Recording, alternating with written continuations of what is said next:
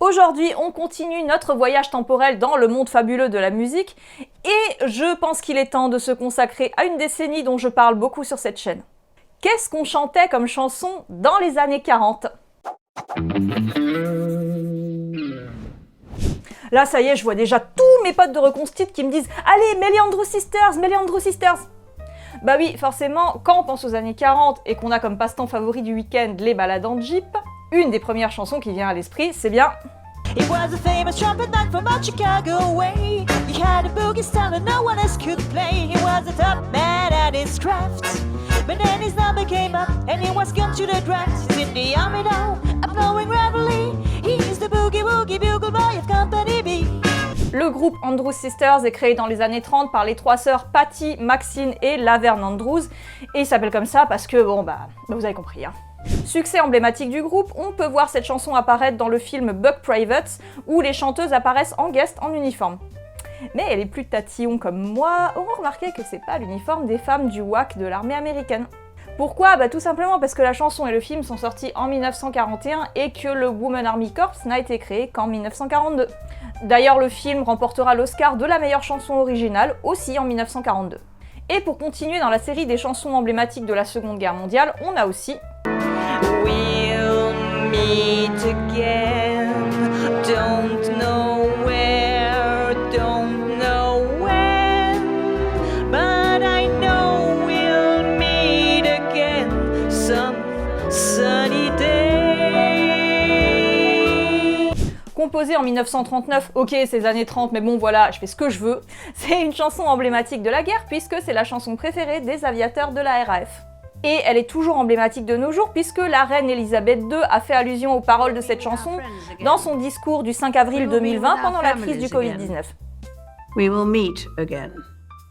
We'll Meet Again a été énormément reprise, notamment par Frank Sinatra dans les années 60, mais aussi par des artistes beaucoup plus récents.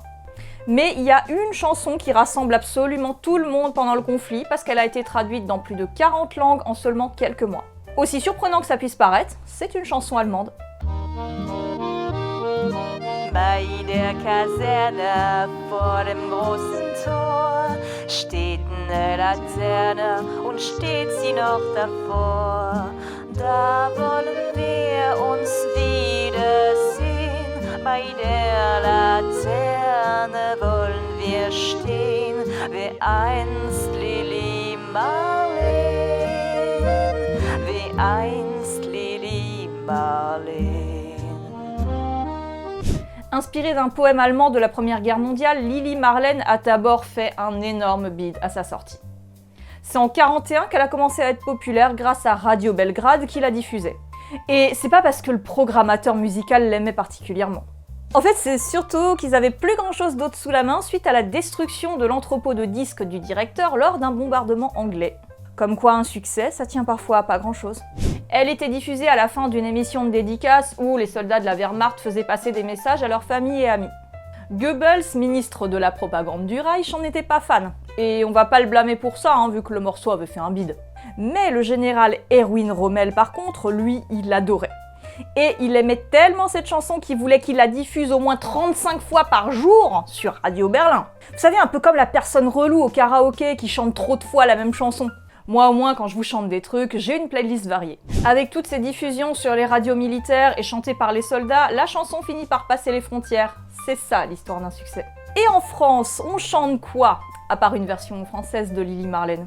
Douce France, cher pays de mon enfance, bercé de tendre insouciance, je t'ai gardé dans mon cœur. Mon village, au clocher, aux maisons sages, où les enfants de mon âge ont partagé mon bonheur. Oui, je t'aime et je te donne ce poème. Oui, je t'aime dans la joie ou la douleur. C'est dans la la France occupée de 1943 que Charles Trenet, dit le fou chantant, écrit cette ode à la beauté de la France, à ses paysages bucoliques et romantiques. Après la guerre, certains Français voyaient dans ces paroles des éloges au régime de Vichy. Des rumeurs infondées circulaient, comme quoi Charles Trenet aurait été un sympathisant de Pétain, alors que durant l'occupation, il avait été inquiété car soupçonné d'être juif. Faut pas chercher de logique, c'est juste qu'au moment de la libération, les accusations de collaboration fusaient dans tous les sens, avec ou sans preuve. Quoi qu'il en soit, Douce France reste une des plus grandes chansons du paysage musical français, et même encore aujourd'hui. Après, il y en a d'autres qui ont une vision un peu moins fleur bleue de la France, genre Maurice Chevalier en 41. On arrive enfin, fini le voyage. Un vieux copain vient vous sauter au cou. Il a l'air heureux, on l'est davantage, car en sortant tout vous en fiche un coup. Le long des rues, c'est refrain de chez nous. Ça sent si bon la France. Sur un trottoir, ce clochard aux yeux doux. Ça sent si bon la France. Ces gens qui passent en dehors des clous. Ça sent si bon la France. Les moineaux qui vous effleurent. La gouaille des titis. Paris, midi, dernière heure. Oh, ça sent bon le pays. On aime la France avec ses défauts, mais on aime la France quand même. Et pendant la guerre et l'occupation, on résiste. Quand on résiste, forcément, on a un hymne. Ami, entends-tu le vol noir des corbeaux sur nos plaines? Ami, entends-tu les cris sourds du pays qu'on enchaîne? Oh, et partisans, ouvriers, paysans, c'est l'alarme. Ce soir, l'ennemi connaîtra le prix du sang et les larmes. Le chant des partisans est composé en 1941 par Anna Marley, émigrée russe sur la base d'un texte russe. La mélodie sifflée est d'abord l'indicatif de l'émission Honneur et Patrie diffusée sur la BBC en 1943 et ensuite elle deviendra un signe de reconnaissance dans les maquis. Anna Marley était basée à Londres et travaillait comme cantinière pour les forces françaises libres. Elle avait d'abord écrit le texte en russe et les paroles françaises ont été écrites par Joseph Kessel et son neveu Maurice Druon. Le manuscrit original des paroles a été rapporté ensuite clandestinement en France en 1943 et il a été classé monument historique en 2006. Aujourd'hui, il est exposé au Musée national de la Légion d'honneur à Paris. Le chant des partisans est le symbole de la résistance. Il a été interprété lors de la cérémonie d'entrée au Panthéon des cendres de Jean Moulin en 1964, mais aussi très récemment, le 21 février 2024, lors de la panthéonisation de Missak Manoukian, lui aussi figure de la résistance.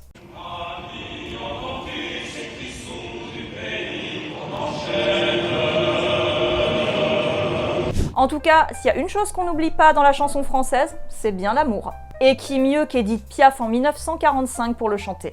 Quand il me prend dans ses bras, qu'il me parle tout bas, je vois la vie en rose. Il me dit des mots d'amour, des mots de tous les jours, et ça me fait quelque chose. Il est entré dans mon cœur une part de bonheur dont je connais la cause. C'est lui pour moi, moi pour lui dans la vie. Il me l'a dit, l'a juré pour la vie.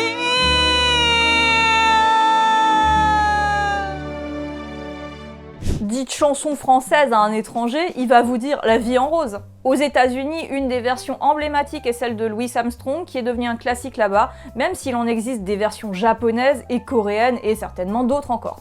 Lors de l'écriture de cette chanson, Édith Piaf avait une relation avec Yves Montand. Lui aussi, il a fait des chansons connues. C'est si bon de partir n'importe où, bras dessus, bras dessous, en chantant des chansons. C'est si bon de se dire des mots doux, des petits rien du tout, mais qui en disent long. Encore un monument de la chanson française, à croire que les années 40, c'était une très bonne période pour la musique. Après c'est normal, hein, dans les années 40, on adorait aller danser dans les guinguettes. Comment ne pas perdre la tête, serré par des bras audacieux, car on croit toujours aux doux mots d'amour quand ils sont dits avec les yeux. Moi qui l'aimais tant, je le trouvais le plus beau de Saint-Jean. Je restais grisé, sans volonté, sous ses baisers. C'est fort probable que vous connaissiez la version Patrick Bruel de cet autre classique, interprété par Lucienne Delille en 1942. Il y en a eu d'autres variantes avant, les Barbeaux de Saint-Jean, Mon costaud de Saint-Jean, mais ça n'a pas marché. Les paroles étaient trop populaires apparemment. Donc Léon Agel, ou Agel, bien, je sais même pas, tu vois, a réécrit tout ça en 1942, et voilà. Dans les guinguettes, on danse, on rencontre des gens, et ça picole sec. Aspect important de la culture française. Ah bah, on va pas finir en cause. Le blanc, le rouge, le saucisson, Gilou avec son petit accordéon. Ah non, ça c'est pas la bonne chanson. Mais dans les années 40, on aime bien prendre un petit verre, même si c'est pas toujours à la maison. De fraîches guinguettes, des filles bien faites, y a des chansonnettes et y a du vin blanc, le petit vin blanc qu'on boit sous les tonnelles quand les filles sont belles du côté de nos gens. Et puis de temps en temps, un air de vieille romance semble donner la cadence pour fauter dans les bois, dans les prés, du côté de nos gens. Dans le genre chanson à boire, il y avait tellement de trucs dans cette décennie que c'était dur de choisir. Et on est encore une fois face à un monument de la chanson, écrit en 1943 par un mec de 20 ans et un mec de 60 avec le petit vin blanc qui pousse la créativité. Nogent-sur-Marne a même fini par s'autoproclamer la ville du petit vin blanc. Et en 2007 a été inauguré le square du petit vin blanc et une allée Jean-Dréjac en hommage à son auteur, rien que ça. À consommer avec modération et surtout boire ou conduire, il faut choisir. Sinon attention aux gendarmes. La tactique du gendarme, c'est de bien observer sans se faire remarquer. La tactique du gendarme, c'est d'avoir avant tout les yeux en face des troupes. Contravention, allez, pas de discussion, allez, exécution, allez, je connais le métier. La tactique du gendarme, c'est de verbaliser avec autorité. La tactique du gendarme, un des plus grands succès d'André Rimbourg en 1949. Comment ça, vous connaissez pas ce nom? Ah oui, mais c'est juste qu'on l'appelle plutôt Bourvil en général. Et là, vous savez qu'on parle du très célèbre acteur comique français, très célèbre également pour ses nombreuses chansons populaires. Bien sûr, quand on évoque Bourvil, on pense évidemment à un de ses films à succès, La Grande Vadrouille. Une comédie de guerre des années 60 où, pendant la Seconde Guerre mondiale, lui et Louis de Funès se retrouvent à devoir aider un groupe d'aviateurs de la RAF à rejoindre la zone libre. Foutez-moi, vous osez vous foutez? Je sais qu'il me manque 2 aviateurs anglais. Combien? 2! Oh, ça fait pas tellement. Dans ce film, les Anglais utilisent une chanson comme signe de ralliement. Picture you upon your knee, just tea for two and two for tea, just me for you and you for me alone.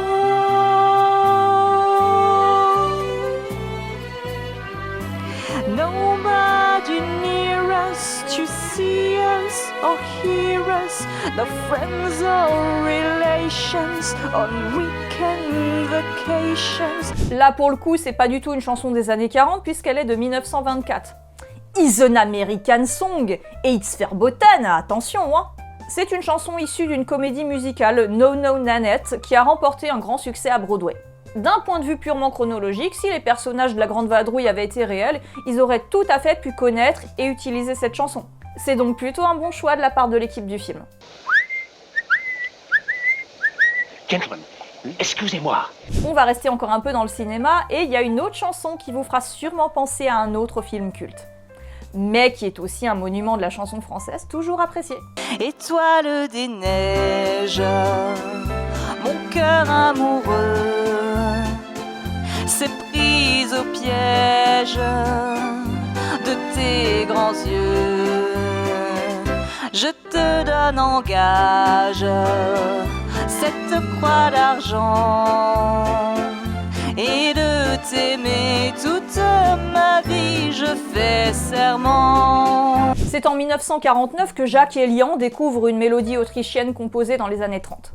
Il est séduit par l'air et donc il appelle son parolier et il décide de recycler tout ça, d'en faire le tube Étoile des neiges qui remportera un disque d'or la même année. Dans le film Les Bronzés font du ski, sorti en 1979, l'équipe du Splendide voulait mettre la chanson, mais malheureusement ils n'ont pas réussi à trouver un accord avec les ayants droit et donc ils n'ont pas pu l'utiliser. Mais comme la scène où Jean-Claude Duss est bloqué dans le télésiège avait déjà été tournée, avec lui qui chante Étoile des neiges, l'audio a dû être redoublé en studio et il chantera Quand te reverrai-je, pays merveilleux, qui te rappelle l'air d'Étoile des neiges, mais avec ce qu'il faut de modification pour que ça passe sans se faire taper par les ayants droit. Vous refusez de donner les droits pour un film? Eh ben tant pis pour vous, si ça se trouve, la prod va avoir une idée de génie qui rendra une scène culte.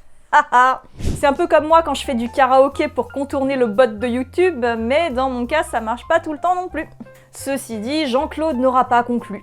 Il aurait dû demander des conseils à Edith Piaf. Le ciel bleu sur nous peut s'effondrer et la terre peut bien s'écrouler. Peu importe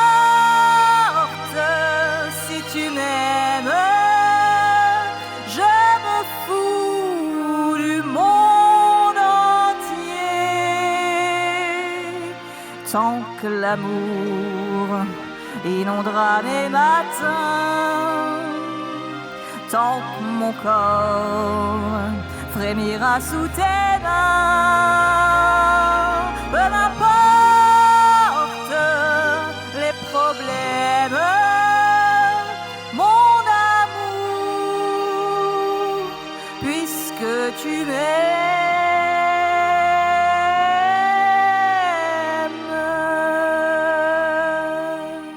Une des plus grandes chansons d'amour reprises dans le monde entier et aussi l'un des plus grands succès d'Edith Piaf, l'hymne à l'amour cache aussi une triste histoire. En 1948, elle rencontre le boxeur Marcel Cerdan et c'est en pensant à lui qu'elle écrira cette chanson. Elle la chantera pour la première fois dans un cabaret de New York le 14 septembre 1949.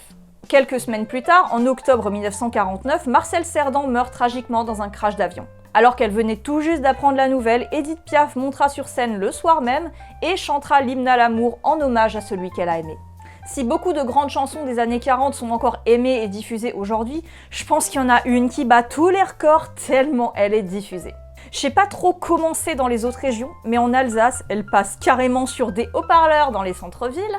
Du 25 novembre au 24 décembre, marché de Noël oblige. Petit papa Noël, quand tu descendras du ciel avec des jouets par milliers, n'oublie pas mon petit soulier. Avec ce titre sorti en 1946, Tino Rossi détient le record du single le plus vendu en France. 5,7 millions selon le Guinness Book of Records de 2018. On n'a pas fini de l'entendre. Puis on a tous des souvenirs d'enfance avec cette chanson. Moi, c'était mon grand-père qui la chantait toujours pendant que je jouais de la clarinette, alors que j'avais pas du tout le talent de Benny Goodman. D'ailleurs, à propos de records, devinez qui détient le record du single le plus vendu au monde de tous les temps, le top du top d'absolument tout. Encore une chanson des années 40. Et c'est aussi une chanson de Noël signée Bing Crosby. I'm dreaming of a white Christmas with every Christmas card I write. May your days be merry and bright, and may all your Christmases be white. Le nombre de ventes de ce disque est estimé à 50 millions. Et juste lui, sans compter toutes les reprises qu'il y a eu par la suite. Bing Crosby chantera cette chanson pour la première fois le jour de Noël en 1941. Il l'enregistrera en 18 minutes le 29 mai 1942 dans un studio de Los Angeles, ce qui est particulièrement rapide pour être souligné. On dirait moi quand je tourne une vidéo au prompteur tellement ça va vite. Et voilà pour ce petit tour d'horizon absolument pas exhaustif comme d'habitude de chansons emblématiques des années 40. Et pour terminer, je vous laisse avec un dernier monument du paysage musical français, composé et interprété par Charles Trenet entre 1943 et 1946. La Mer aura aussi sa version américaine par Bobby Darin dans les années 50 et figurera dans l'excellente bande-son du jeu vidéo BioShock, jeu que j'aime tellement que c'est la deuxième fois que j'en parle dans ce format. La mer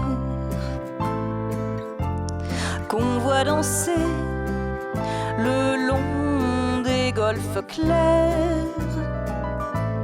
a des reflets d'argent. La mer, des reflets changeants sous la pluie. La mer au ciel d'été confond ses blancs moutons avec les anges si purs. La mer, bergère d'azur infini.